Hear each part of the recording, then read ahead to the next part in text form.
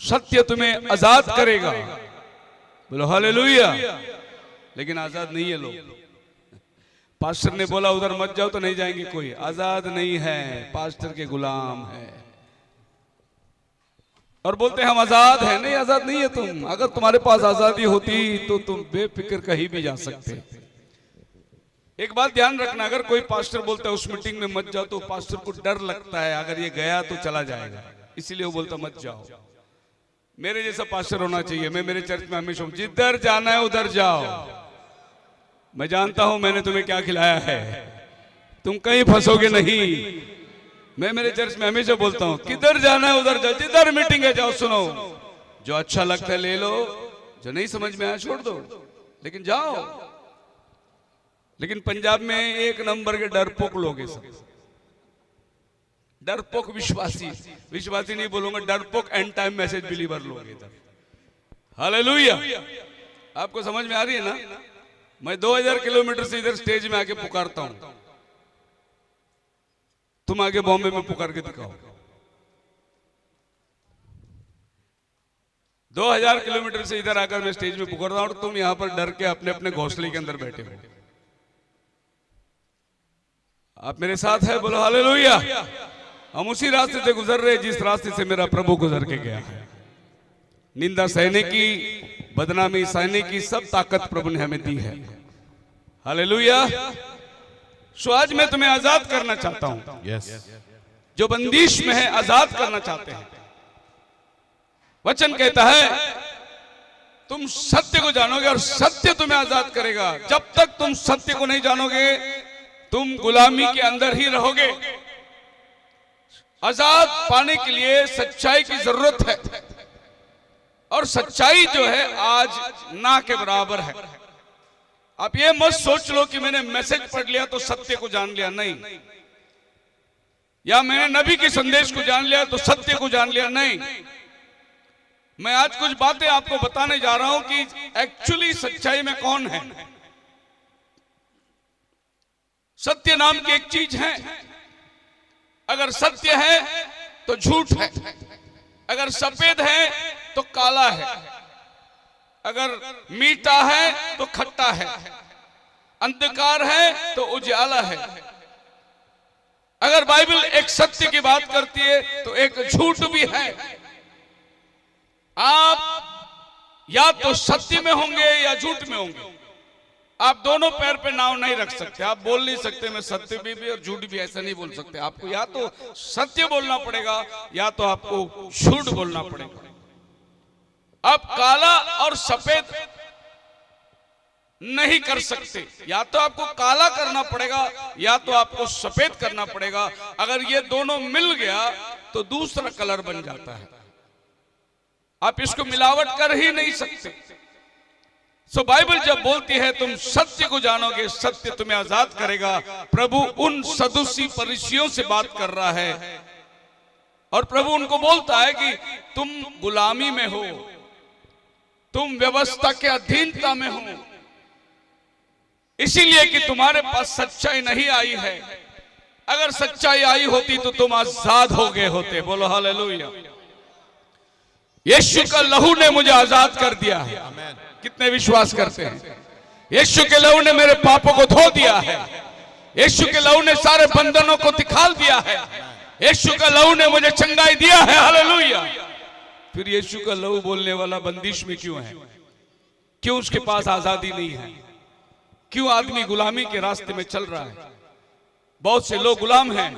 कोई पाप के गुलाम हैं, कोई बॉस के गुलाम हैं, कोई कंपनी के गुलाम हैं, और तो और कोई बीवी के भी गुलाम है। ये भी एक गुलामी है ना। एक बार पत्नी ने अपने पति को बोला, जी आज तुम अपने मालिक से पूछो तुम्हारा तनख्वाह कब बढ़ेगा। इतने दिन हो गए तुम्हारे तनख्वाह बढ़े नहीं, आज तुम मालिक से पूछ के आओ, नहीं तो शाम को घर नहीं आना। आदमी गया बॉस के पास ऑफिस में काम करने से पहले, बोले सेठ जी मेरी पत्नी बोलती है मेरा तनख्वाह कब बढ़ेगा, बहुत नाराज है, आप बता देंगे। सेठ ने बोला ठीक है मैं कल मेरी पत्नी से पूछ के बताता हूं। ये भी गुलाम और वो भी गुलाम। हालेलुया। विश्वासी भी गुलाम, पास्टर भी गुलाम। विश्वासी पास्टर का गुलाम, पास्टर अंग्रेज का गुलाम। बोलो हालेलुया। आपको मालूम नहीं है ये अंग्रेज लोग का पॉलिसी क्या है? ब्रिटिश लोगों का पॉलिसी यह है, आपके अंदर जातिवादियों का लड़ाई करना, वो राज करेगा। ये ब्रिटिश का पॉलिसी था। उसको मालूम है अगर ये लोग एक हो जाएंगे तो अपना राज्य नहीं चलेगा, अपने को देश छोड़ के भागना पड़ेगा। ये उनका पॉलिसी था। आपस में आप लड़ाई करो जातिवादियों में, और आपस में एक में के साथ में दुश्मनी बनाओ, और वो अपना राज्य करता रहेगा। यही पॉलिसी आज अंग्रेजों का है। मैं एकदम खुल के बात करता हूं। जहां कनाडा वाला आता है ना, वो लोग कभी भी अमेरिका वाले के पास जाएंगे नहीं, क्योंकि वो कनाडा वाला जो पैसा देता है, जो उसका नमक खाता है, वो दूसरे का नमक नहीं खाएगा। जहां अमेरिका वाला वॉइस ऑफ गॉड वाला आता है, वहां कनाडा वाला आएगा नहीं, वहां जर्मनी वाला नहीं आएगा। ऐसा क्यों? क्योंकि उनको भी यही है कि तुमको गुलाम बना के रखना, तुम हमारा ही बात मानना। अजय मद्रास के अंदर एक ऐसी घटना हुई, कुछ लोग यहां पर मैसेज को छोड़ के थंडर मैसेज को अपनाए, गर्जन का मैसेज, और यहां से कुछ पास्टर लोगों ने उधर मद्रास में बोल दिया कि ये ग्रुप जो है ये थंडर ग्रुप है। जैसे उन्होंने बोला ये थंडर ग्रुप है, तो मद्रास में मेलिंग लिस्ट से उनका नाम निकाल दिया, उनका किताब बंद कर दिया। हम उनको किताब नहीं भेजेंगे, लेकिन जो तुमको पैसा भेज रहे हैं ना किताब छापने के लिए, वो सबको देने के लिए भेज रहे हैं। लेकिन ये प्रिंटिंग प्रेस में जो राजा बैठा है ना, वो खाली अपने मनपसंद वाला आदमी को ही किताब भेजेगा। फिर तुम गुलाम नहीं तो कौन हो? मैसेज तो अगर अन्य जाति भी मांगे उसको भी देना है तुमको। अगर डिनोमिनेशन वाला, मेथोडिस्ट वाला मांगा, कैथलिक मांगा, उसको भी तुमको मैसेज देना है। इसीलिए तो मैसेज छपती है। लेकिन तुम बोलते हम उसको नहीं देंगे, हम इसको नहीं देंगे, जो हमारे साथ है उन्हीं को हम देंगे। तुम भी तो गुलाम हो। कहते हैं हमारे पास सच्चाई है, लेकिन सच्चाई बिल्कुल नहीं है। मैसेज जानने से सच्चाई नहीं होता। सच्चाई होने के लिए आपको आजाद होना पड़ता है। अगर आप आजाद हैं तो आपके पास सच्चाई है। हालेलुया। आप मेरे साथ हैं? तो सच्चाई के ऊपर आज कुछ बातें मैं आपके सामने रखूंगा। First thing, our obligation towards the truth. सबसे पहले सत्य के प्रति हमारा क्या भावना है, सत्य को हम क्या समझते हैं। आवर ऑब्लिगेशन, बाइबल कहती है यूहन्ना 1:17 के अंदर, मूसा के द्वारा हमें व्यवस्था मिली, यीशु के द्वारा हमें अनुग्रह और सच्चाई मिली। अनुग्रह और सच्चाई यीशु के पास से मिली, मूसा के पास से हमें व्यवस्था मिला। ये दोनों में क्या फर्क है? यूहन्ना इनको क्यों लिखता है कि मूसा ने पर्वत से, सीनै पर्वत से 10 आज्ञा को लेकर आया, और प्रभु यीशु मसीह ने गोलगोता पर्वत से अनुग्रह को लेकर आया। दोनों भी पर्वत से आया, एक सीनै पर्वत से आया और एक गोलगोता पर्वत से आया। गोलगोता पर्वत पर यीशु मसीह ने आपको अनुग्रह और सच्चाई लेकर आया। फिर क्या मूसा सीनै में सच्चाई नहीं दिया था? था सच्चाई उसके पास, लेकिन वो सच्चाई कहां तक चलती है?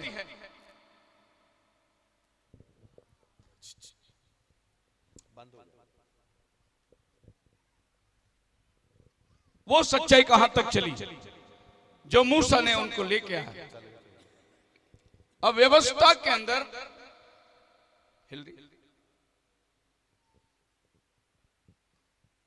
वायर लगाया ना,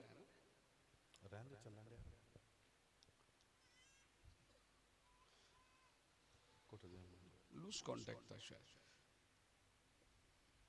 इधर टाइट कर दो।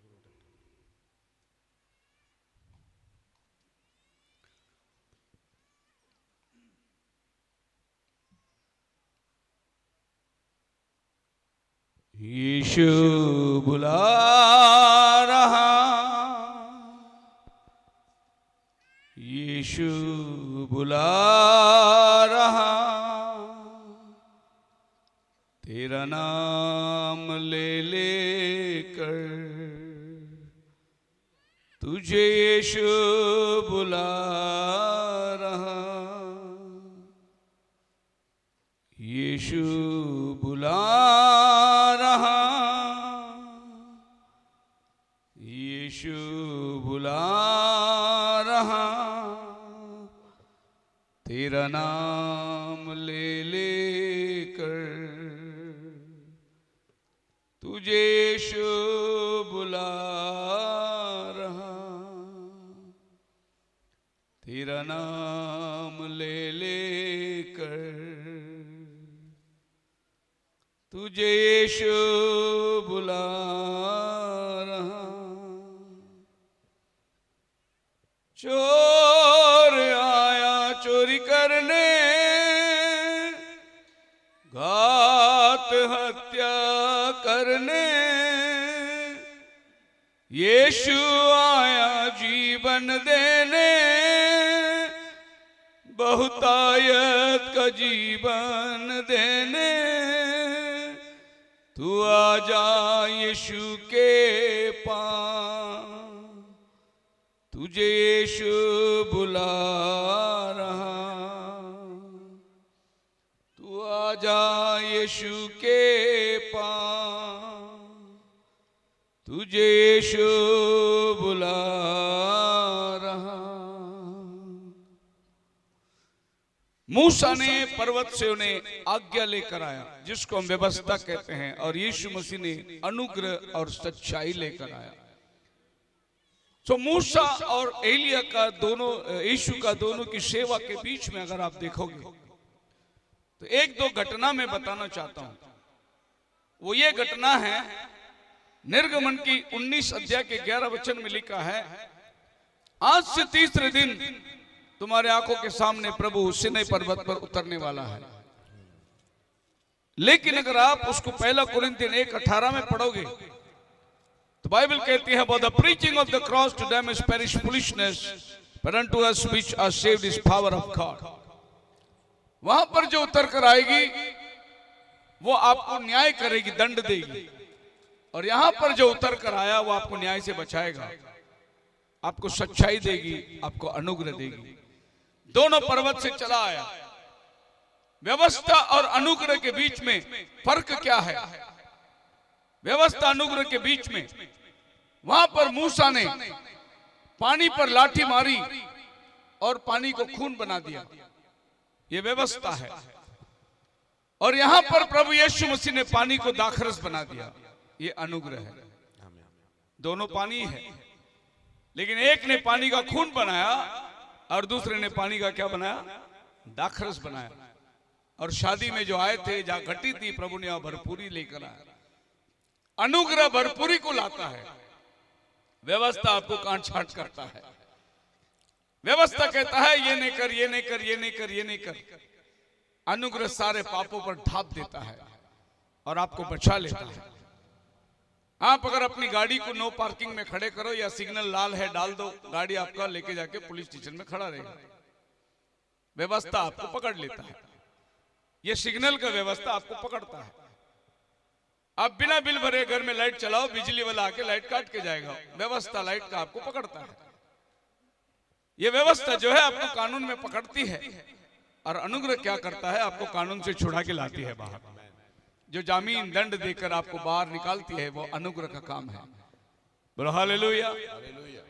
पानी को खून बनाया तो लोग प्यासे मर रहे थे, और जब पानी को दाखरस बनाया तो शादी का जो माहौल था वो आनंद में बदल गया।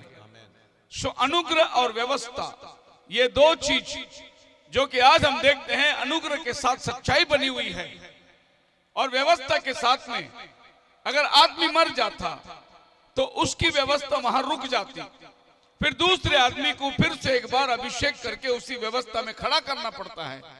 लेकिन अनुग्रह जो है, मर के तीसरे दिन मुर्दों में से जी उठा, वही अनुग्रह है। हालेलुया। सो मैं आपको ले जाना चाहता हूं, सबसे पहली चीज, द ऑब्लिगेशन फॉर ट्रूथ। सच्चाई के प्रति आपका क्या भावना है? लोग सच्चाई से घबरते हैं, लोग सच्चाई से डरते हैं। आपने अगर लोगों को बोला कि यीशु मसीह के नाम में बपतिस्मा लो, वो घबराते हैं। लेकिन यही सच्चा है। क्योंकि बपतिस्मा बाइबल में ऐसे दिया गया है। लेकिन ये सच्चाई को लोग मानने के लिए घबराते हैं। ये भी तो बाइबल का वचन है। और जो बाइबल में नहीं लिखा हुआ है, पिता पुत्र पवित्र आत्मा के नाम में बपतिस्मा कोई दिया भी नहीं, कोई लिया भी नहीं, उसके लिए तो लाखों लोग पड़े हुए हैं। सारे संस्था वही मानते हैं। जब उनको मालूम है ऐसा बपतिस्मा बाइबल में कोई लिया नहीं, लेकिन उनकी बुद्धि खुलती नहीं है, क्योंकि उनके बुद्धि को उनके संसार ने या संसार के ईश्वर ने अंधी करके रखी है। तो सत्य के प्रति क्या है?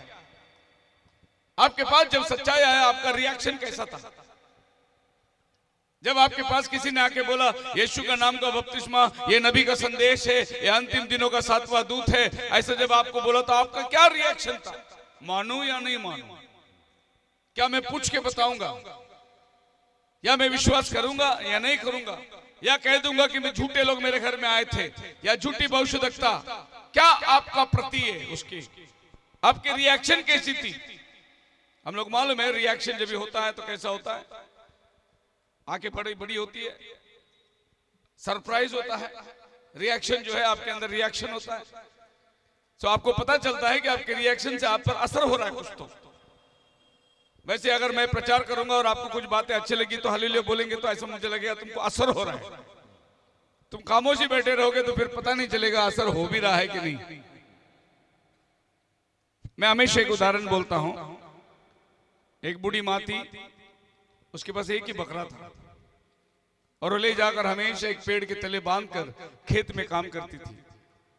और खेत में काम करते करते सर उठा के देखती थी तो बकरा का सर दिखता था उसको, बकरा चल रहा है, वापस काम करने लग जाती थी। एक दिन एक चोर ने देखा, अरे ये बकरा तो बड़ा तगड़ा है, इसको कैसे चोरी करना। बार बार बुढ़िया उधर देखते रहती है, बुढ़ी उधर देखते रहती है। तो उसने क्या किया, एक लंबे डंडे ले आया और एक बड़ा चूरा ले आया, गर्दन काट दी और डंडे पर उसके सर को लटका दिया और धड़ लेके चला गया। सो बुढ़िया काम करती थी, देखती थी बकरा का सर दिखता है बकरा। जब शाम को काम खत्म करके वो बकरे के पास आके गया, खाली सर के डंडे के ऊपर सर है, पूरा बकरा नीचे से गायब है। हालेलुया। वैसे मीटिंगों में होती है, प्रभु आपका सर ऊपर रखता है, दिल पूरा निकाल के लेके चला जाता है। घर में जाना है, खाना पकाना है, बर्तन मांजना है, मेहमान आने वाले हैं, इसके नीचे पूरा घर को चला जाता है। खाली कन्वेंशन में मुंडी ऊपर रख के बैठे रहते हैं, समझता कुछ नहीं है। सो मसीह में मेरे प्रिय लोगों, आपकी रिएक्शन क्या थी जब आपके पास वचन आया था, जब आपके पास सच्चाई आया था? मेरे पास कोई रिएक्शन नहीं थी, क्योंकि मैं पैदा ही सच्चाई में हुआ था। हमारे पिताजी के जमाने से जो है मैसेज के अंदर थे, हमारा जन्म ही मैसेज में। उसके लिए मेरे को डिनोमिनेशन वाला कि कोई बताया फंसाया, मेरे को कोई नहीं फंसा सका, क्योंकि मैं वहां से नहीं आया, मैं पैदा ही मैसेज में हुआ था। पर आप जो डिनोमिनेशन से आए हैं, डिनोमिनेशन के लोगों, संस्था, रिश्तेदार, परिवार को सबको छोड़कर आए, आपका रिएक्शन क्या होगा? मैं बहुत से बार जाता हूं दूर इलाकों के अंदर, हमारे महाराष्ट्र में जैसे अहमदनगर, जालना और लातूर, ऐसे इस जगहों में जाने के टाइम पे संस्थाओं ने लोगों को इतना बांध के रखा हुआ, उनके साथ में जब आप सच्चाई देखते हैं तो बड़ी मुश्किल होती है।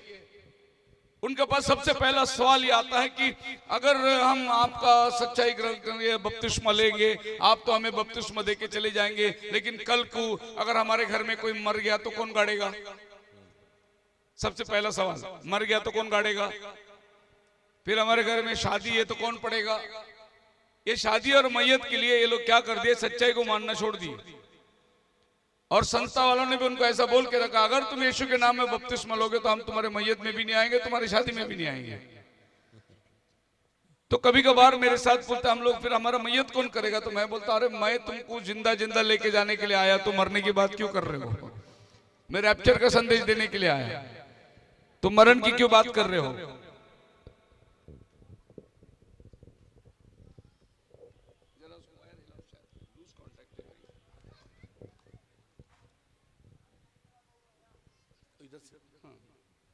हो गया ओके, ठीक है, इधर था वायर करके हिलता होगा शायद। तो मैं तो तुम्हारे पास जो संदेश लाया ये रैप्चर का संदेश है। प्रभु आने वाला है, हम जीते जी जाने वाले हैं, और तुम मरने की बात करते हैं। मैंने लोगों को यह भी कहा कि ऐसे कोई बात नहीं, अगर मर भी गया तो तुमको ज्यादा दिन घर में रखने को म्युनिसिपैलिटी देगा नहीं, उठा के लेके जाएगा बॉडी। अगर तुम जीते जी जाने वाले विश्वास करते हो तो ये सोचो कि प्रभु मेरे समय में आना चाहिए, मैं उठा लिया जाना चाहिए। ये जो जनरेशन है, ये जो पीढ़ी है, ये मरने वाला पीढ़ी नहीं है। हम जिस पीढ़ी में आए हैं, ये पीढ़ी जीते जी जाने वाला पीढ़ी है। आप विश्वास करो मेरी बात, ये जो छोटे छोटे बच्चे जो यहाँ खेल रहे ना, इनकी शादी होने वाली नहीं है, उसके पहले प्रभु आने वाला है। Praise the Lord. ये हमारे को खातरी है कि जिस तरीके से भविष्यवाणी अब पूरी हो रही है, अंतिम समय हमारे सामने आ चुका है। और ये अंत के दिनों का संदेश है।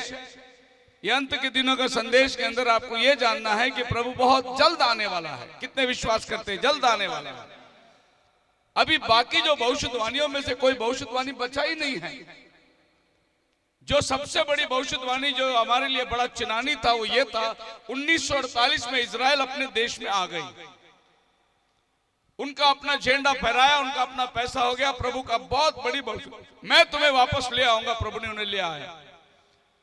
अब उनके साथ में प्रभु ने डील को खत्म करना है, उनका मंदिर उनको बना के देना है, और उसकी पूरी तैयारी हो रही है। फिर प्रभु ने आपके और हमारे लिए एक संदेश दिया था, वो ये है कि 7वां दूत आएगा और वो तुरी फूकेगा, सब गुप्त मनोरथ बात खुल जाएगी। तो प्रकाशित वाक्य 10 अध्याय का 7 वचन जो है हमारे बीच में 1963 में पूरा हो गया। सब 1963 में ये भी वचन पूरा हो गया, तो हम कहां बैठे हुए हैं अभी? बिल्कुल इजराइल को 2 नबी आने के 11वें अध्याय के बीच में हम लोग बैठे हुए हैं।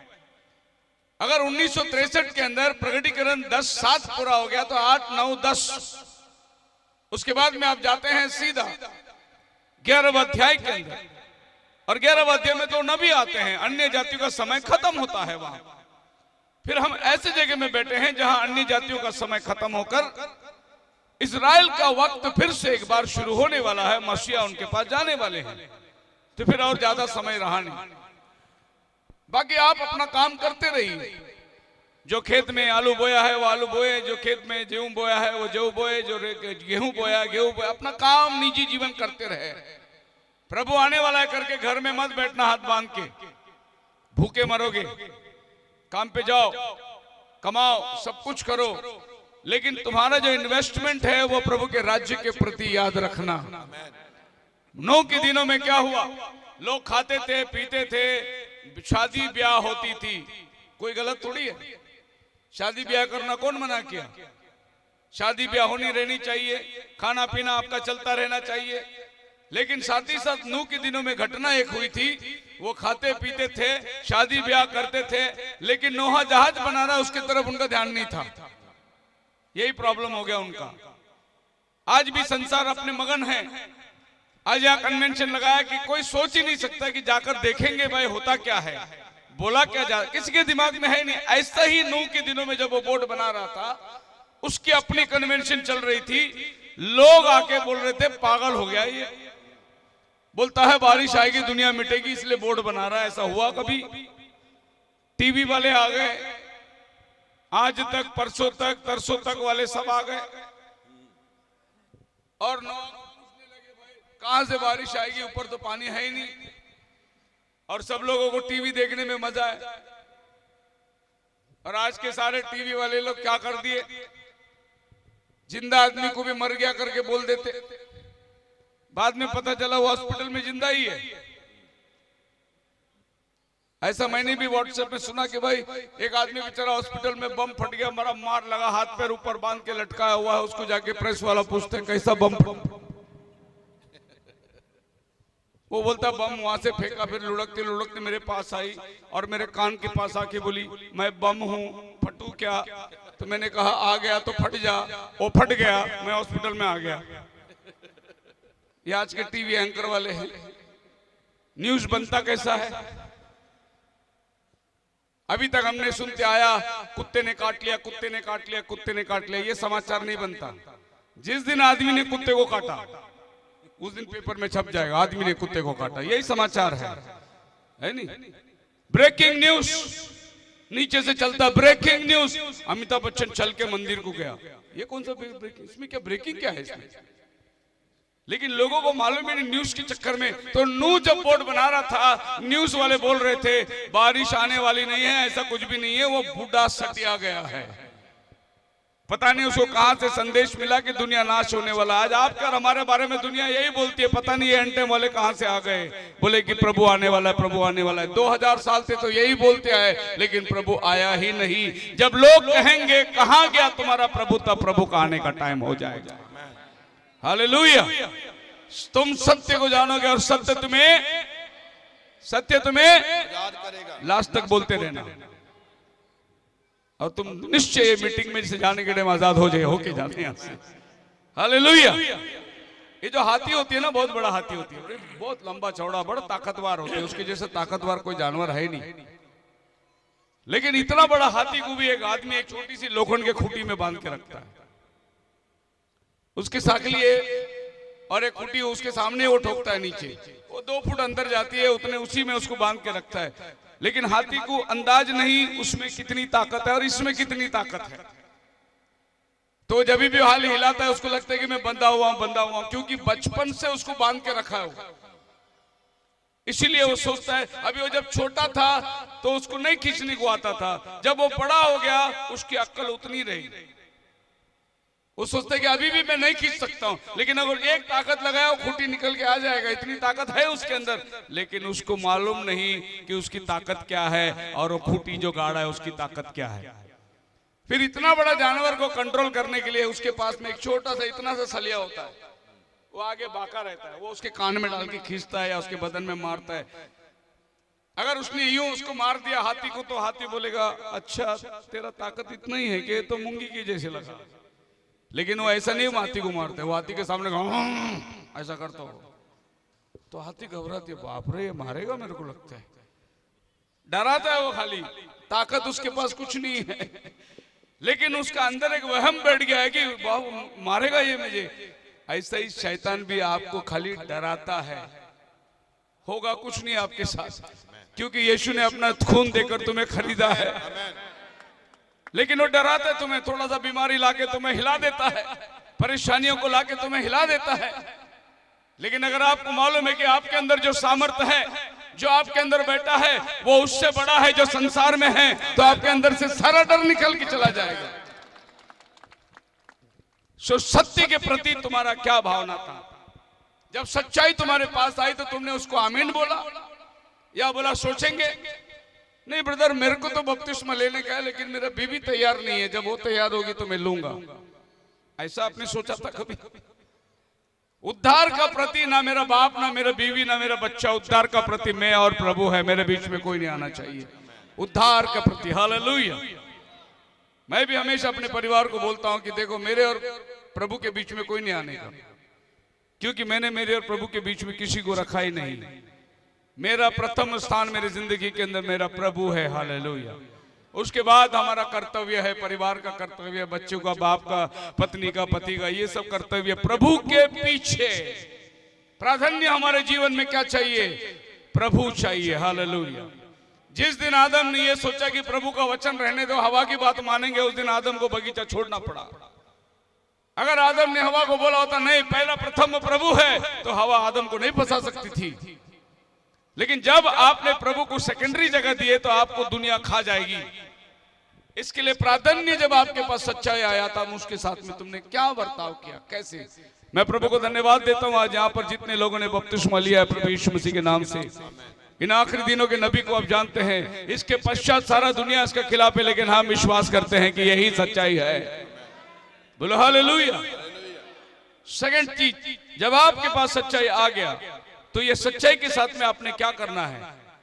You have to practise the truth. आपको सच्चाई को लेकर उसके साथ चलना है। सच्चाई आ गया उसको अलमारी में नहीं रखना है। सच्चाई को अपने साथ लेकर कदम कदम सच्चाई के साथ में चलना है। बपतिस्मा हो गया मेरा यीशु के नाम से, लेकिन क्या आप उसके मुताबिक चाल चलते हो? क्या सवाल यह है कि आपने सच्चाई को कबूल कर दिया, लेकिन सच्चाई को कहां रखे आपने? बहुत से लोग अपने घर में अलमारी में किताब भर के रखे हुए हैं, लेकिन उनका जीवन किताब के मुताबिक नहीं है। दिन रात बाइबल पढ़ते हैं, लेकिन उनका जीवन वचन के अनुसार नहीं है। तुमने सच्चाई को कहां ले जाके रख दिए? सच्चाई को तुमने अपनाया, उसका प्रतिक्रिया आपके जीवन के अंदर क्या हुआ? क्या आप सच्चाई में चलते हैं या आपका जीवन अभी भी लुचपन का जीवन है? मैं जानता हूं ऐसे पास्टर लोग को। हमारे गुजरात में जब मैं सेवा करने के लिए गया था शुरू में, 25 साल पहले की बात है, तो गुजरात की एक बॉर्डर आती है। वो बॉर्डर के इस रोड के इस तरफ में जो चर्च है वो गुजरात में माना जाता है, रोड के इस तरफ जो चर्च है वो महाराष्ट्र में आती है। तो वो रोड जो है वही रोड है महाराष्ट्र और गुजरात का बीच में ड्राइंग लाइन है वो। तो एक चर्च रोड के उस पार में है, वो भी एंड टाइम वाला है।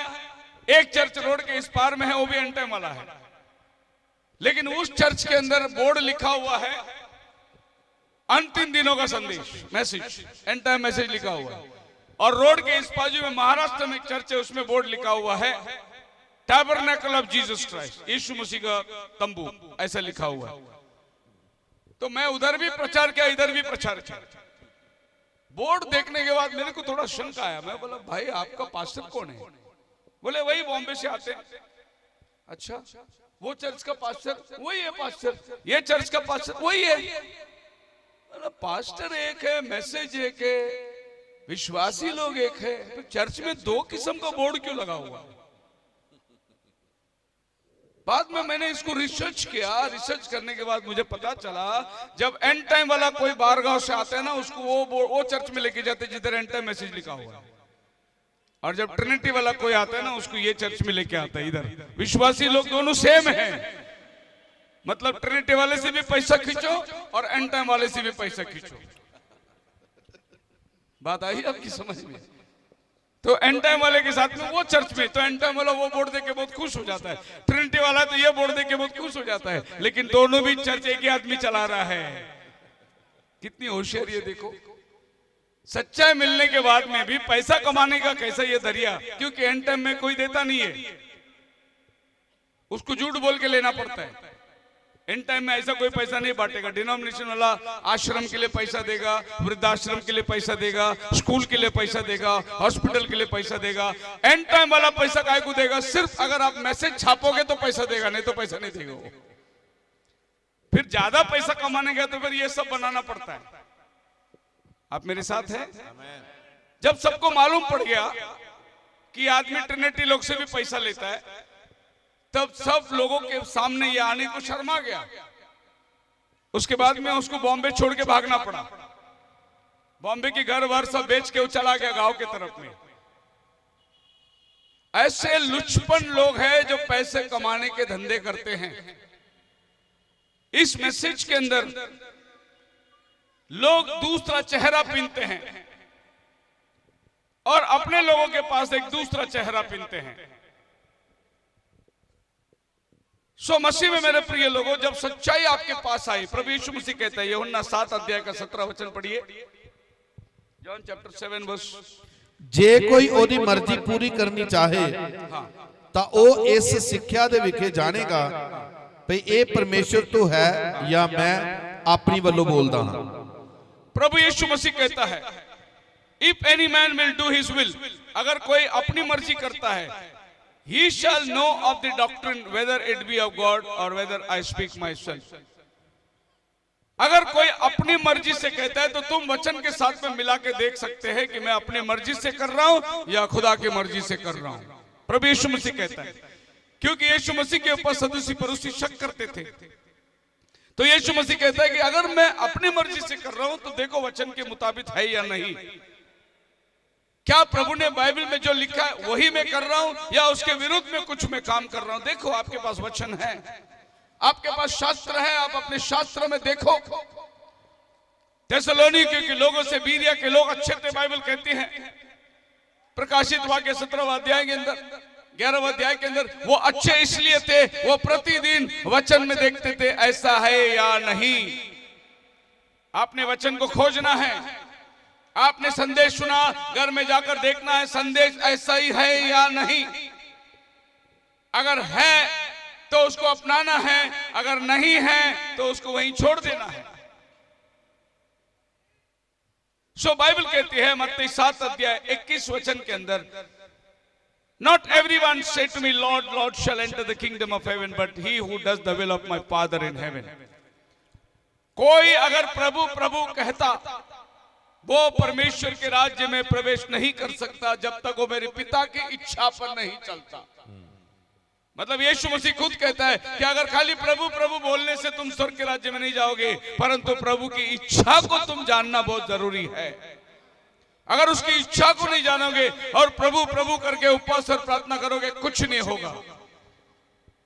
हम लोग संडे स्कूल में थे छोटे, तो हम लोगों को कहानी सिखाया जाता था। एक कहानी अविश्वास के बारे में हमें ऐसा सिखाया। एक दिन एक बूढ़ी माँ बाइबल पढ़ते पढ़ते उस वचन में आ गई जहां लिखा हुआ था, यदि तेरे पास राय के दाने के बराबर विश्वास हो तो पहाड़ से कहे वो हट जा तो हट जाएगी। ये वचन पढ़ने के बाद उस बूढ़ी माँ ने सोचा कि चलो मैं इसको अपना के देखूंगी हटता है या नहीं। उसके झोपड़ी के आगे सामने एक बहुत बड़ा पहाड़ था और वो पहाड़ की तरफ में अपने दरवाजे में बैठी और प्रार्थना करी। बोले, प्रभु तेरा वचन कहता है अगर राय के दाने के बराबर विश्वास हो पहाड़ हट जाएगी। तो अब मैं प्रार्थना करता हूँ, ये मेरे घर के सामने पहाड़ है, ये सरक जाए ताकि मेरे को जाने आने में आसान हो सके। और उसने दोनों आंखें बंद कर ली अपने हाथ से, और कुछ समय के बाद में धीरे से उंगली सरका के देखा, पहाड़ हटा गया नहीं,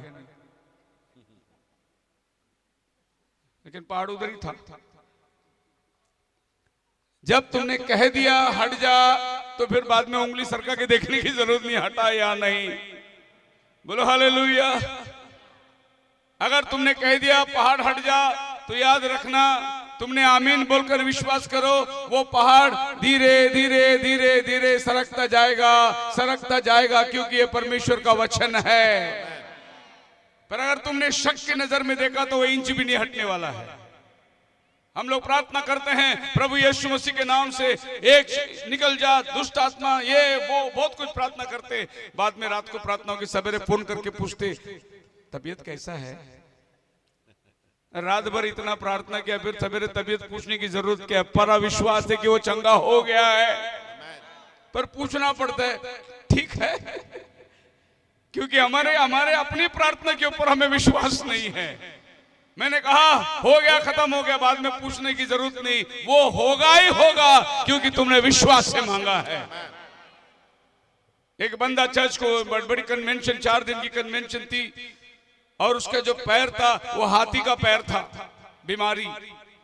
लेकिन उसने कन्वेंशन में पहला दिन मैसेज सुना, बोला अगर विश्वास है तो तुम्हारे लिए सब कुछ होगा। तो वो घर जाते जाते अपना पहला जो जूता पहनता था उसने 8 नंबर की 2 जूता खरीदी, और दूसरे दिन वो जूते के साथ मीटिंग में आके बैठा था।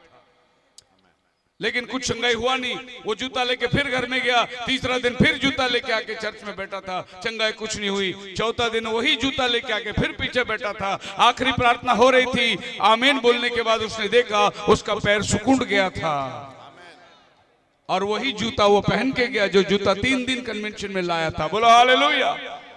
विश्वास करना मतलब होगा तो होगा ही, उसमें डाउट करने की जरूरत नहीं। आज नहीं हुआ इसके लिए मैं कल। हमारे पंजाब के स्टेज में हमेशा पास्टर लोग बोलते हुए मैं सुना, ये बोलते हैं कितना लोग प्रार्थना करते हैं, विश्वास हाथ उठाओ, सब लोग के लिए प्रार्थना हो जाती है। फिर पास्टर लोग अनाउंस करते हैं विश्वास करो प्रार्थना हो गया। बाद में प्रार्थना के लिए पास्टर के पास आना मत, तुमको विश्वास से मांग लिया हो गया, सब बोलते। बाद में पास्टर जैसा नीचे उतरा, सामने 10 लोग आके क्या जी दुआ करो। अब ये स्टेज में किसको, बहरे लोग को बोल रहे थे क्या कि तुम्हारे लिए दुआ हो गया करके? क्योंकि कुछ लोगों का ऐसा विश्वास है जब तक पास्टर सर पे हाथ नहीं रखेगा तब तक चंगाई मिलेगा नहीं, ऐसा कुछ लोग का विश्वास है। लेकिन मेरा बाइबल बोलता है वचन को भेज, मेरे घर में बेटी ठीक हो जाएगी। वचन में ही उतना सामर्थ्य है कि तुमको खड़ा कर देगा। प्रभु आप मेरे घर आने के मैं लायक नहीं, आप एक शब्द बोलो, शब्द आदि में वचन था, वचन देहधारी होकर आया।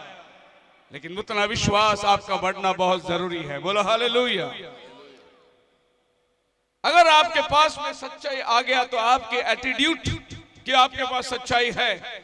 2 कुरिन्थियों की किताब उसका 2 अध्याय 14 से 16 तक पढ़ोगे तो सच्चाई जिसको प्राप्त हुआ है वो आदमी का जीवन कैसे एटीट्यूड में बदलता है। देखिए बाइबल क्या कहता है।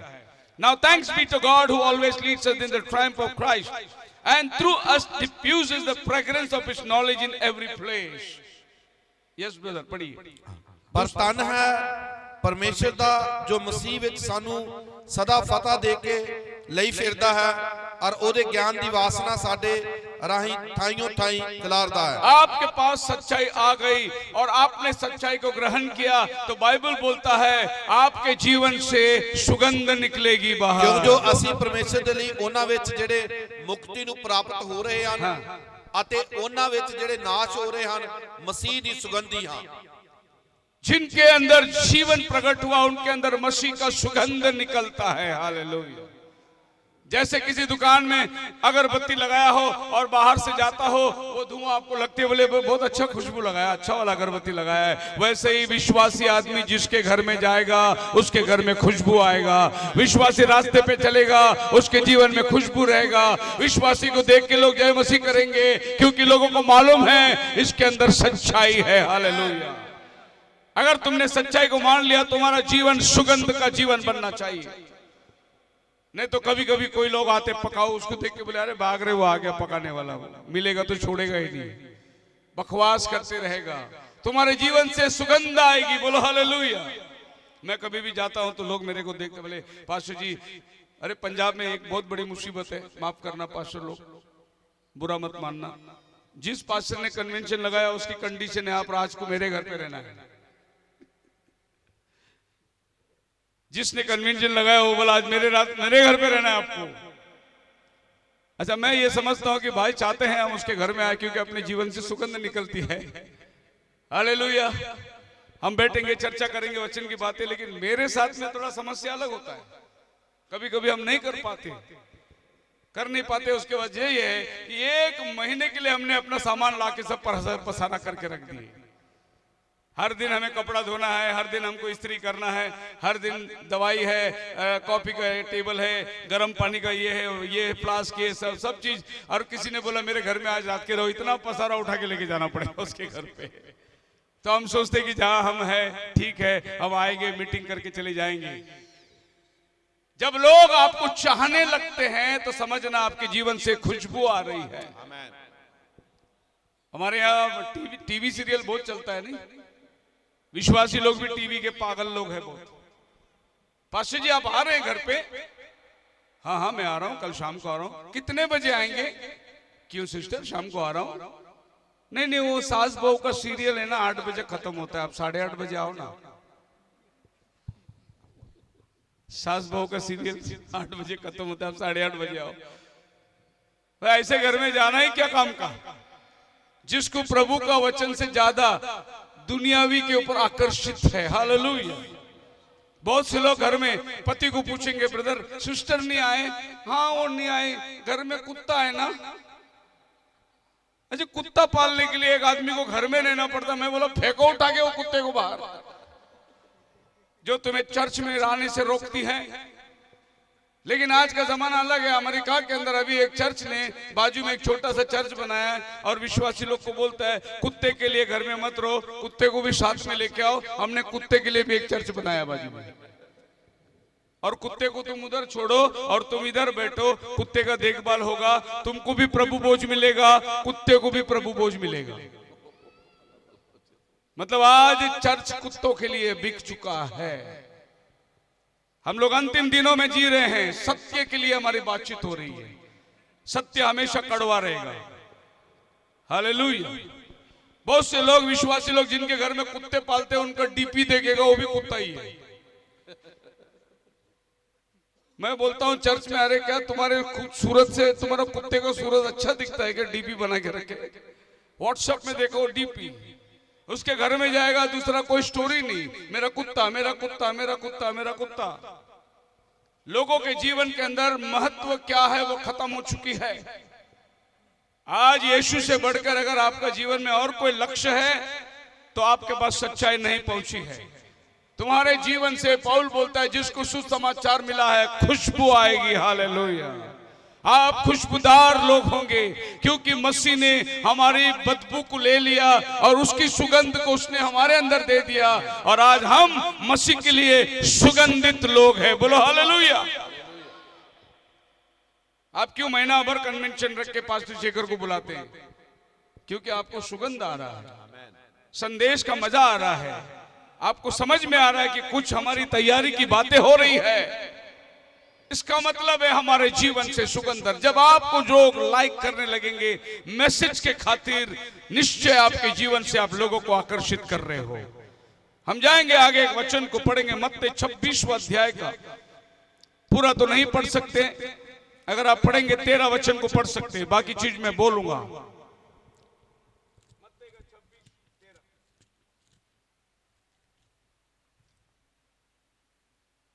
मैं ਤੁਹਾਨੂੰ ਸੱਚ ਆਖਦਾ ਹਾਂ, ਜੋ ਸਾਰੇ ਸੰਸਾਰ ਵਿੱਚ ਜਿੱਥੇ ਕਿਤੇ ਇਸ ਖੁਸ਼ਖਬਰੀ ਦਾ ਪ੍ਰਚਾਰ ਹੋਵੇਗਾ, ਉੱਥੇ ਇਹ ਵੀ ਜੋ ਉਹਨੇ ਕੀਤਾ ਹੈ ਉਹਦੀ ਯਾਦਗਾਰੀ ਲਈ ਕਿਹਾ ਜਾਵੇਗਾ।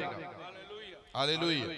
जहां जहां यीशु समाचार का प्रचार होगा, वहां वहां इस औरत का जिक्र करेंगे। क्या किया इस औरत ने? इस औरत ने जब पता चला यीशु आया है, वो दौड़ के गई, अपने पास जो पैसे थे जमा करके रखे, लेकर इत्र की दुकान में गई और सबसे महंगा इत्र खरीदा। बोला कि लो, जितने पैसे, मुझे अच्छे वाले इत्र दो, क्योंकि ये इत्र मुझे मेरे प्रभु को देना है। और वो इत्र को लेकर, वो औरत गंदी कल्चर की थी, उसको छिपाते हुए, क्योंकि कोई चोर डाकू देगा, वो कीमती चीज छीन लेगा, वो दौड़ते हुए आई और जिसके घर में यीशु बैठा है उसने उससे पूछा भी नहीं, वो सीधे अंदर आकर उसके पैरों में गिर गई, अपने आंसुओं से उसके पैरों को भिगोकर पोंछने लगी और उस इत्र को खोलकर यीशु के सर पे डाल दिया। और वो चेले लोग जो बैठे हुए थे, एक में को सोच रहे, अरे इतना महंगा चीज इस यीशु के ऊपर यूं डाल दिया, वो तो जमीन में गिर के जा रही है। अगर ये गरीबों को बेच के बांटते तो ये 300 रुपए की बन जाती, तो ये यीशु ने वेस्ट कर दिया। हमारा प्रभु भी कुछ बोल नहीं रहा है। वो सब जब चर्चा सोच ही रहे थे, यीशु ने उनकी तरफ ने देख के बोला, तुम क्या सोच रहे हो? ये औरत ने मेरे साथ किया है। अभी मैं मारे जाने वाला हूं, गाड़े जाने वाला हूं, मेरे गाड़ने की तैयारी इस औरत ने किया है। बोलो हालेलुया। जब मुझे लेके जाएंगे कब्रिस्तान में रखने के लिए, गाड़े जाने के लिए औरत मेरी तैयारी कर रही है। क्योंकि प्रभु को मालूम था जब यीशु को पकड़ेंगे चेले पूरे भाग जाएंगे, इत्र डालने वाला कोई नहीं रहेगा। प्रभु ने उस औरत के हाथ से, फिर प्रभु कहते हैं, सुनो, जिधर भी तुम सुसमाचार दोगे इस औरत का जिक्र करना। क्योंकि इस औरत ने इत्र डाली थी, वो इत्र का खुशबू पूरे कमरे में आ गया। वो खुशबू लेके लोग बोले, अरे तो इतना महंगा चीज है। हालेलुया। आज आप कौन सी महंगा चीज हमारे प्रभु को अर्पित करते हैं? दान पेटी में नोट भी फटा हुआ डालते हैं। उत्तम से उत्तम प्रभु को देना। मलाकी 3 में लिखा है, हमने कहा चोरी किया? अरे तुम्हारे घर में अगर बकरा अंधा पैदा हुआ, लंगड़ा पैदा हुआ, तो मंदिर में देते हो। क्या प्रभु अंधा, लंगड़ा, बकरी और बैलों के लालच करता है? क्या परमेश्वर बलिदान से खुश होता है? यह नहीं कि हुक्म मानना कुर्बानी से बेहतर है। हालेलुया। तो आपके पास जब सच्चाई आ जाएगी, आप किसी भी चीज को महंगा नहीं समझोगे, क्योंकि आपको सच्चाई मिल गया है। ये लोगों के नजर में ये इत्र बहुत कीमती थी, लेकिन इस औरत के नजर में यीशु से कीमती कुछ भी नहीं है। बोला, मेरा उद्धार करता मुझे मिल गया है। बोला हालेलुया। इत्र को देखेंगे हम लोग, इत्र का प्रोसेस क्या है। बगीचे से फूल निकाला जाता है, उसको जाकर एक हंडी में क्रश किया जाता है, उसको फिर बॉईल किया जाता है, उसमें से जो धुएं निकलते पानी और वो टपक टपक करके जो बोतल में जमा होती है, उसी को दुकान में लाकर इत्र बना के बेचते हैं। इत्र इस औरत ने यीशु के सर पर डाला। इसका नमूना क्या है? यीशु मसीह ने बोला, मेरे गाड़े जाने के लिए तैयारी कर रही है। यानी यीशु मसीह ये बता रहा है कि एक दिन मुझे पकड़ाएंगे, मुझे क्रूस पर मारेंगे, मैं कुचला जाऊंगा, उसके अंदर से जो पवित्र आत्मा निकलेगी वो कलीसिया के ऊपर आएगी। यही इत्र है जो आज आपको और हमको मिला हुआ है। बोलो हालेलुया। हमें वो इत्र देने के लिए यीशु कुचला गया। जैसा एक गुलाब का फूल कुचला जाता है वो इत्र निकालने के लिए, वैसे यीशु के अंदर जो इत्र था वो कुचला गया, क्रूस पर मारा गया, उसने अपना प्राण छोड़ा।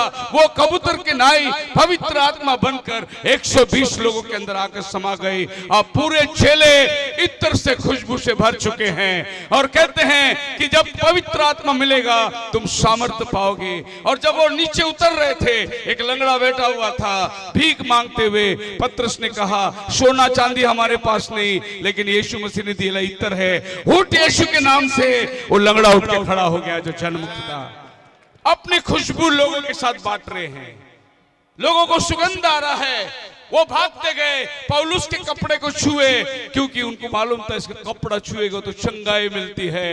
कहां से ये लोग जाने वाले हैं? वहां खटिया में बीमार लोग को लाकर रास्ते में डाले। क्यों? अगर इसकी परछाई भी पड़ जाए ये मरीज उठ के खड़ा हो जाएगा। क्या हो रही थी? इत्र की खुशबू तुम्हारे जीवन से निकल रही थी।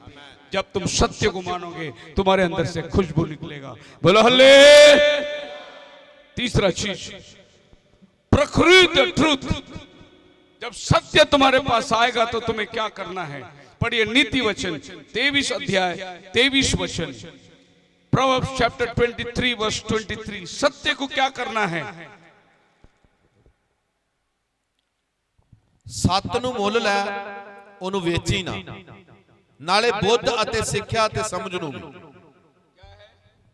ਸੱਤ ਨੂੰ ਮੁੱਲ ਲੈ, सत्य को खरीद ले, बेचना मत।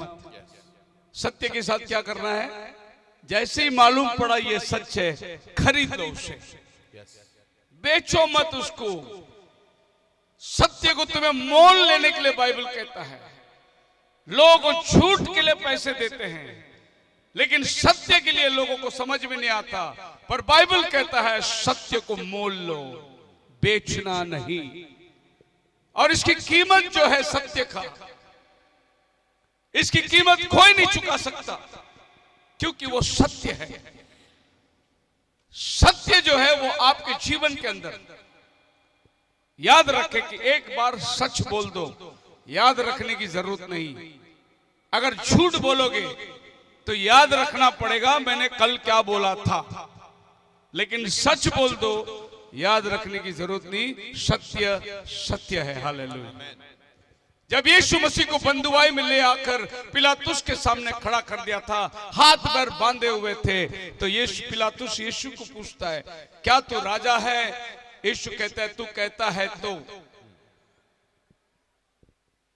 मैं सत्य की गवाही देने के लिए आया। पिलातुस बोलते, सत्य क्या है? यीशु खामोश था। उसने नहीं बोला मैं सत्य हूं करके नहीं बोला, उसने बोला मैं सत्य की गवाही देने आया हूं। पिलातुस ने बोला सत्य क्या है? यीशु ने जवाब नहीं दिया। पिलातुस समझ गया मेरे सामने जो खड़ा है वही सत्य है। हालेलुया। फिर पिलातुस ने क्या किया? बोला पानी दो, और अपना हाथ धोया। बोला कि इस निर्दोष के लहू में मेरा कोई हिस्सा नहीं, अब मैं इसको तुम्हारे पास देता हूं, जो तुमको इसके साथ सलूक करना है वो करो। उसने अपना हाथ धो लिया। पता है इतिहास क्या बोलती है?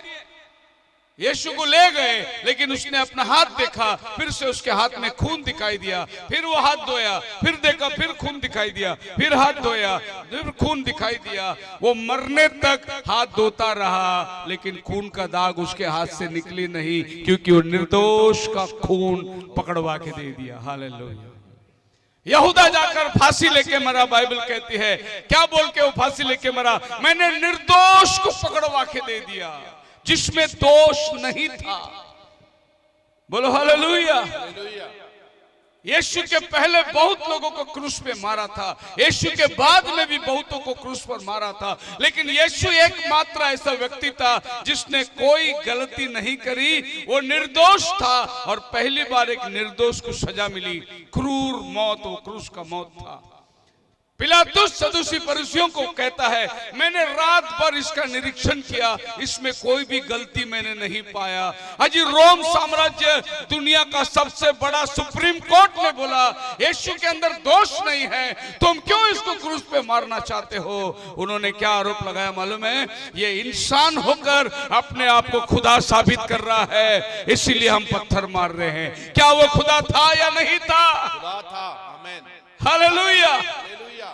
उनके पास एक ही कंप्लेंट था, ये इंसान है, ये मरियम का बेटा है, इसके भाई बहन हमारे साथ रहते हैं, ये क्यों अपने आप को खुदा बनाता है? कहता है कि मैं और पिता एक है।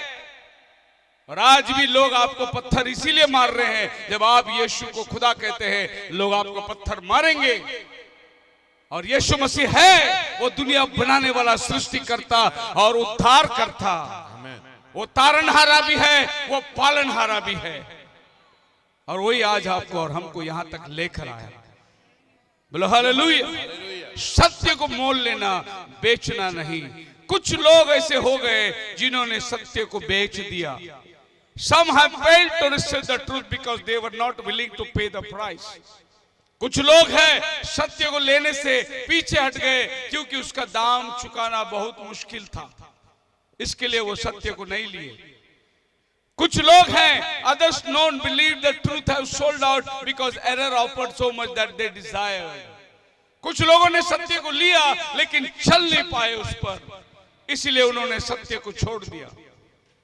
मसीह में मेरे प्रिय बहनों, जब नबी का संदेश कहता है वचन के साथ में होकर कि स्त्री बाल ना काटे, वो उसके लिए मुकुट को लिए दिया गया है।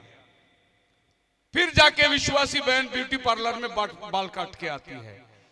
जब बाइबल आपको मना करती है, फिर आप बोलेंगे ये चर्च से वो चर्च अच्छा है, क्योंकि उधर बाल काटने का और लिपस्टिक लगाने का और मेकअप करने का सब अलाउड है, तो ये चर्च छोड़ के वो चर्च में चले जाते हैं, क्योंकि वचन के अनुसार जीना नहीं आता। कुछ लोगों को मालूम हुआ ये सच्चाई है, लेकिन सत्य के हिसाब से जी नहीं सकते, इसीलिए उन्होंने सत्य को छोड़कर झूठ को अपनाया है। हालेलुया। आपने सत्य को देखकर किस चीज को बेचा है? सत्य को मोल लो, सत्य बेचने वाली चीज नहीं है। अगर तुम आज सत्य को बेचोगे, खुदावन भी अपना कीमत जो आपके लिए चुकाया उसकी पहचान वो भी नहीं देगा। इसीलिए बाइबल कहता है सत्य को तुम मोल लो। पहला पत्रस 2 अध्याय उसका पहला वचन से पढ़ोगे, Therefore laying aside all malice, all deceit, all hypocrisy, and all speaking, a newborn babes. इस कारण तुसी सारी बदी, इस कारण तुझी सारी बदी, सारा छल, कपट, खार, सारियां चुगलियां ਨੂੰ ਛੱਡ ਕੇ ਨਵੇਂ ਜੰਮਿਆ ਹੋਇਆ ਬੱਚਿਆਂ ਵਾਂਗਰ ਆਤਮਕ ਅਤੇ ਖਾਲਸ ਦੁੱਧ ਦੀ ਲੋਚ ਕਰੋ ਭਈ ਤੁਸੀਂ ਉਸ ਨਾਲ ਮੁਕਤੀ ਲਈ ਵਧਦੇ ਜਾਓ। सब झूठ, सब लुचपन, सब बैर भाव, सब भेदभाव, सब चुगलीपन, ये सब अपने जीवन से दूर कर कर बच्चे की तरह निर्मल वचन का दूध पियो। बुराई करना छोड़ दो, भलाई करना सीखो। इसकी उसकी बदनामी करना छोड़ दो। वो जो करेगा वो भरेगा। प्रभु सबको देखता है। तुम उसकी बुराई मत करना, तुम उसकी बदनामी मत करना, क्योंकि एक आदमी को अगर आपने चाकू मार दिया तो वो जख्म ठीक होगा, लेकिन अगर अपने वचन से आपने कुछ बोल दिया वो जख्म कभी ठीक नहीं होगा। वो तलवार से भी गहरा आपका जबान है जो आदमी को जिंदगी भर दुखाते रहेगा। ये सब छोड़ने के लिए बाइबल बोलता है, जब ये सब चीज तुम छोड़ोगे तब तुम्हारे पास सच्चाई आएगी। वरना बहुत से लोग बोलते हैं हमारे पास सच्चाई है, लेकिन लुचपन है, बदनामी है, बुराई है, इसकी उसकी ठग करना। कहते हैं हमारे पास सच्चाई आ गई, लेकिन सच्चाई में ये सब नहीं रहता। मत्ती की किताब उसका 13वां अध्याय 44 वचन में लिखा है, एक आदमी जब देखा परमेश्वर का राज्य, एक treasure hidden in a field, एक खेत में जब जोत रहा था उसको उसमें से खजाना मिल गया। उसने गपचुप वो खजाना वहीं रखा और दौड़ता हुआ घर में गया, अपना घर संपत्ति सब बेचा और पैसे लाकर उसने वो खेती खरीद लिया, क्योंकि उस खेत के अंदर इसको बहुमूल्य धन था। उस धन को देखा उसने, बोला अगर ये धन मैं यूं उठा के लेके जाऊंगा तो ये खेत वाला मुझे पकड़ेगा। इसलिए उसने क्या किया, अपना घर अपना जमीन सब बेचकर उस खेत को उसने खरीद लिया, और उस खेत में खरीदने के बाद सब जगह में उसने कंपाउंड लगाया, सब बंद कर दिया, और फिर वो धन को उसने आराम से निकाला, क्योंकि वो धन अभी उसका है, उसी के खेत में। उसी तरह एंड टाइम मैसेज बिलीवर्स लोग, जब आपको सच्चाई मिला, ये सबसे महंगा धन था, आपने सारे डिनोमिनेशन को छोड़ दिया, बोला ये नहीं चाहिए मेरी संपत्ति, और आपने आकर उस खेत को मोल लिया। जो आज आपका कलीसिया है वही आपका खेत है, वही से बहुमूल्य धन आपको मिलता है। कितने आमीन कहेंगे? चौथी बात, प्रोक्लेम द ट्रूथ। अगर आपको सच्चाई मिला है तो सच्चाई आपको औरों को बताना है। आप उस सच्चाई को अपने पास रख के कुछ फायदा नहीं। प्रभु यीशु मसीह ने उदाहरण दिया, एक आदमी को 5 सिक्का मिला, 2 सिक्का मिला, 1 सिक्का मिला, उसने क्या करना चाहिए था? उस सिक्के को जिसने 5 था उसने 10 बनाया, जिसने 2 था उसने 4 बनाया, जिसको 1 सिक्का मिला था वो जमीन खोद कर अंदर डाल के रखा, और जब मालिक आया तो 5 वाले ने 10 दिया, 2 वाले ने 4 दिया, 1 वाले ने वो 1 ही लाके दिया। बोला ये क्या, तू अगर इसको ब्याज में दिया होता तो कम से कम इसका ब्याज तो तुझे मिलता। उसने बोला मालिक तू बहुत क्रूर है, और मैं डर गया कहीं ये सिक्का मेरे से घूम जाता तो तू मुझसे बदला लेता, इसलिए मैंने सिक्के को गाड़ के रख दिया। ऐसे आज बहुत से एंड टाइम वाले मैसेज को गाड़ के रखे हुए हैं, बताना नहीं चाहते, बोलना है हम कौन है करके। ये मैसेज बिलीवर्स लोग हैं, बोलने के लिए लोग घबराते हैं, कहने के लिए कि हमारा विश्वास क्या है। तो सत्य जब आपको मिल गया, आप सत्य के साथ क्या करना है उसको आप बंद करके रखोगे तो वो सत्य आपका कोई भलाई नहीं करेगा। उस सत्य को आप लोगों के साथ बांटना जरूरी है। मैंने अपनी चर्च में बोलता हूं, एक विश्वासी पूरी साल में एक विश्वासी बनाओ, एक विश्वासी पूरी साल में एक विश्वासी बनाओ। अगर आपके चर्च में 100 मेंबर है और सब मेंबर लोगों ने एक साल पूरा साल में एक विश्वासी को लाया, अगला साल आपके मेंबर 200 रहेंगे, बराबर है या नहीं? लेकिन इधर 200 की बात दूर है, वो 100 में से भी 50 कोई और ले चला जाता है, और वो 50 जो लेके गए उसमें से 25 और भी निकल के चले जाते हैं। संभालना मुश्किल हो गया है। लेकिन आप विश्वासी घर के अंदर प्रभु की सामर्थ्य को इस्तेमाल करोगे, आप सत्य लोगों को बताकर लोगों को सच्चाई में लेके आओगे। सो बाइबल कहती है मत्ती 5 अध्याय के अंदर उसका 14, 15, 16 वचन के अंदर लिखा है, कौन व्यक्ति है जो दीवट को जलाकर पैमाने के नीचे रखता, बल्कि आप दीवट को जलाकर पैमाने के ऊपर रखोगे तारा तारा घर को उजाला मिले। ਤੁਸੀਂ ਜਗਤ ਦੇ ਚਾਨਣ ਹੋ, ਜਿਹੜਾ ਨਗਰ ਪਹਾੜ ਉੱਤੇ ਵਸਦਾ ਹੈ ਉਹ ਗੁੱਜਾ ਨਹੀਂ ਰਹਿ ਸਕਦਾ ਜੀ, ਅਤੇ ਦੀਵਾ ਬਾਲ ਕੇ ਟੋਪੇ ਦੇ ਹੇਠ ਨਹੀਂ ਸਗੋਂ ਦੀਵਟ ਉੱਤੇ ਰੱਖਦੇ ਹਨ ਤਾਂ ਉਹ ਸਭਨਾਂ ਨੂੰ ਜਿਹੜੇ ਘਰ ਵਿੱਚ ਹਨ ਚਾਨਣ ਦਿੰਦਾ है। यही है सत्य मानने वाला करता है, क्या करता है, मुझे सत्य मिल गया, दीवट को हमेशा वो पैमाने के ऊपर रखता है ताकि हर देखने वाले को मालूम पड़े इसका बपतिस्मा यीशु मसीह के नाम से हुआ है।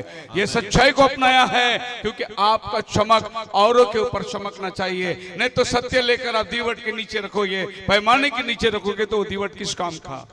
तो प्रभु यीशु मसीह ने बात को बोला। पढ़िए दूसरा तीमुथियुस के अंदर 2 अध्याय 2 वचन में पौल कहता है, and the things that you have heard, yes पढ़िए, ਅਤੇ ਜਿਹੜੀਆਂ ਗੱਲਾਂ ਤੈਂ ਬਹੁਤਿਆਂ ਗਵਾਹਾਂ ਦੇ ਸਾਹਮਣੇ ਮੈਥੋਂ ਸੁਣੀਆਂ ਅਜਿਹੀਆਂ ਮਾਤਬਰ ਮਨੁੱਖਾਂ ਨੂੰ ਸੌਂਪ ਜਿਹੜੇ ਹੋਰਨਾਂ ਨੂੰ ਵੀ ਸਿੱਖਿਆ ਦੇਣ ਯੋਗ ਹੋਣ। Things you have heard from us, हमारे से जो बातें तुमने सुने, from me among the witnesses, उन गवाहों के बीच में, commit this self-made man, he will be able to teach others also। जो सच्चाई तुम्हें मुझसे मिला, इस सच्चाई के साथ में आप इतना वफादारी से चलो कि मेरे को मिला हुआ सच्चाई जो मैंने तुमको दिया तुम औरों के साथ में बांटो। सच्चाई मिला हुआ आदमी चुप नहीं रहेगा, जिसको सच्चाई मिला हुआ आदमी काम करता रहेगा, क्योंकि उसको सच्चाई मिल गई है। बोलो हालेलुया। 5वीं चीज, क्योंकि टाइम हो चुका है, मैं थोड़ी जल्दी बात कर रहा हूं। 5वीं चीज, सच्चाई के प्रति आपको क्या करना है, सत्य का आपको संरक्षण करना है। You have to protect the truth. सत्य को आपने लाके बस ऐसे नहीं रहना, पर सत्य के लिए आपको डिपेंड करना है। कैसे डिपेंड करोगे आप सत्य को? फिलिपियों की किताब पहला अध्याय 15 वचन में लिखा है, कई ਤਾਂ ਖਾਰ ਅਤੇ ਝਗੜੇ ਨਾਲ ਔਰ ਕਈ ਭਲੀ ਮਨਸ਼ਾ ਨਾਲ ਵੀ ਮਸੀਹ ਦਾ ਪ੍ਰਚਾਰ ਕਰਦੇ ਹਨ।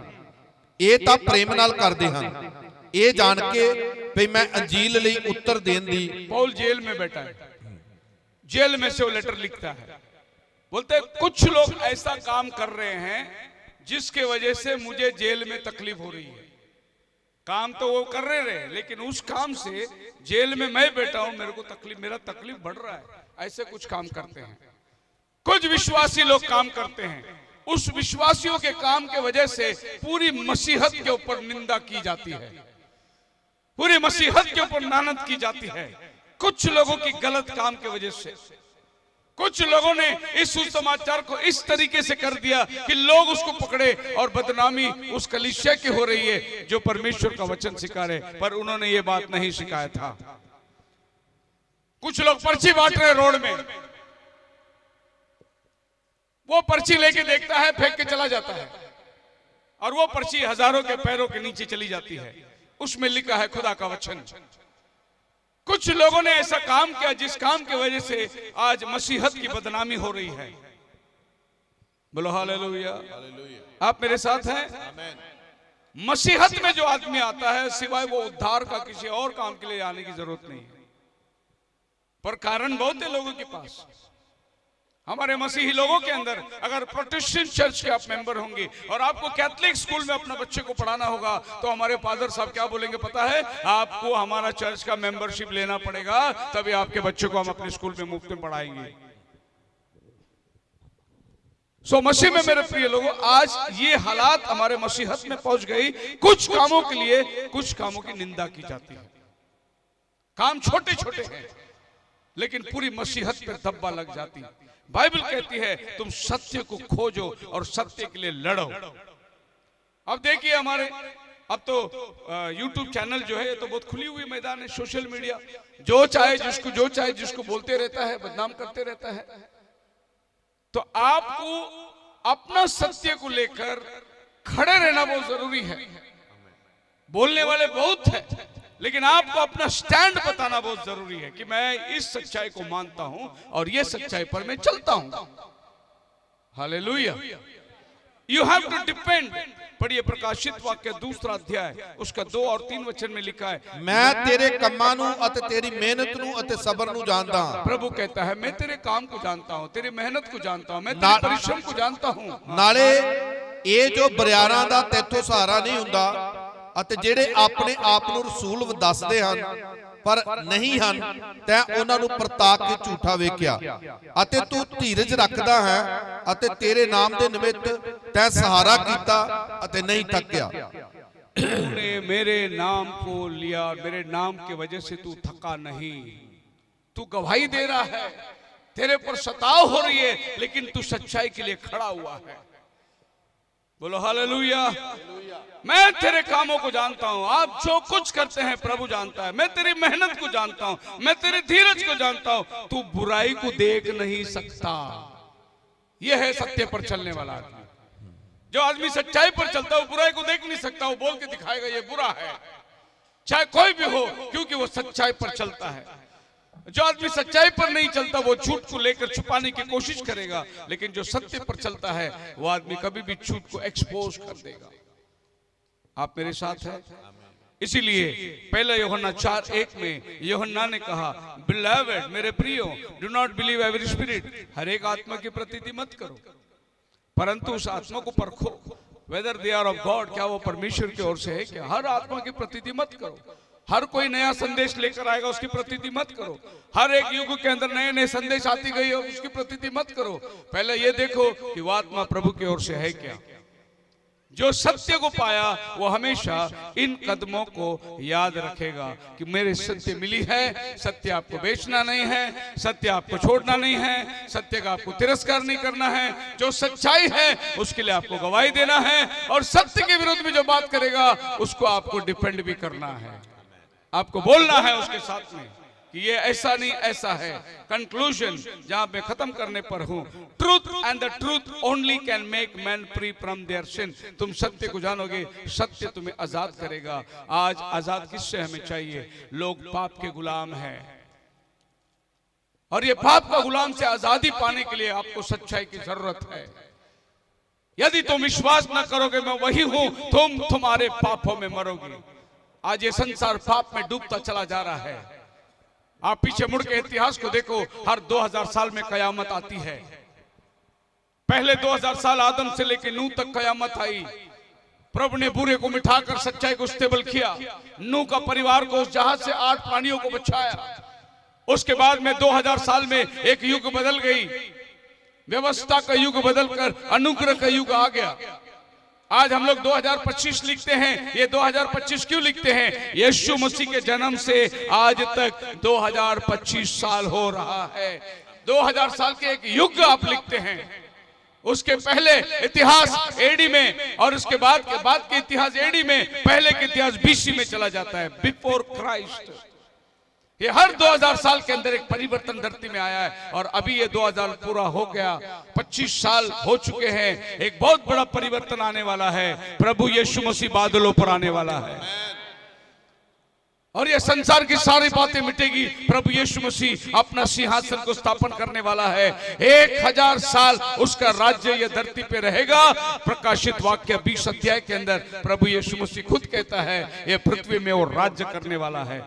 फिर ये दुनिया की कोर्ट कचहरी, ये पुलिस स्टेशन, ये दारू के अड्डे, ये सिनेमा के अड्डे, ये सब उस राज्य में नहीं रहेगा। उस राज्य में केवल सत्य और सत्य रहेगा। हालेलुया। जिस काम के लिए परमेश्वर ने मनुष्य को बनाया, क्योंकि शैतान के काम सब मिटाए जाएंगे। यीशु मसीह अपना राज्य को स्थापित करने वाला है, और यह हकीकत है, और हाँ और आमीन के साथ है। दूसरा थिस्सलुनीकियों की किताब 2 अध्याय उसका 11 से लेकर पढ़ोगे। For this reason God will send them a delusion and they should believe the lie. इसीलिए परमेश्वर एक झूठी आत्मा को भेजेगा। जो लोग झूठी बातों पर विश्वास करेंगे और सत्य से बहक जाएंगे, धार्मिकता का काम को अधर्म में बदल देंगे, और वो बंधन में बढ़ जाएंगे। और बाइबल कहता है पर परमेश्वर ने आपको बुलाया है इस सुसमाचार के लिए। इस सुसमाचार पर आप खड़े हो जाओ। इसीलिए आओ मेरे भाइयों, let us earnestly desire the truth, understanding its power and nature. इसलिए हम वफादारी से सच्चाई को पकड़ के रहेंगे।